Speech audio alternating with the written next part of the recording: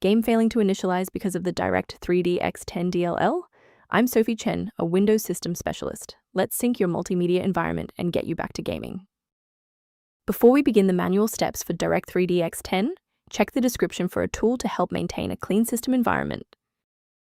This is the DirectX 10 Update 40, a legacy DirectX 10 helper component. It provides unmanaged routines for spatial data orchestration, facilitating the 3D manifest for the November 2008 DirectX data link. Since we've identified what's missing, let's try the official recovery method. DirectX 10.40 is often associated with game graphics and audio processing. Reinstall the Microsoft DirectX End-User Runtime to restore legacy DirectX files, and update your GPU drivers for OpenCL, OpenGL, or CUDA support. In cases where the official installer remains ineffective, we must escalate to a manual review of your system's active runtime state. A full system restart clears the temporary memory cache and allows Windows to attempt a fresh initialization of all required libraries, including DirectX 10.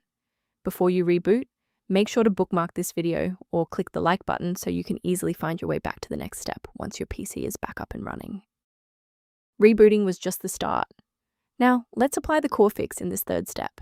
Feel free to pause the video if you need a second to navigate. If the reboot failed to restore the graphics library, we need to manually install the legacy components. Download the DirectX End-User Runtime, June 2010, from the official Microsoft site. Modern Windows versions often lack these specific files by default, and this installer is the only way to restore the D3DX, X input, and X audio stacks. Why are we doing this? Well, these legacy libraries are not part of the standard DirectX 12 package. This installer places the exact missing binaries into your system folders to resolve the launch error. As we finalize the restoration, it's important to observe standard security protocols regarding system files. It is important to avoid manual installation of DirectX 10 DLL if you are not a technical expert. One wrong move in your system directory can prevent your computer from booting entirely and result in data loss. For those who prefer a structured maintenance plan, you can access an official diagnostic resource at the link below.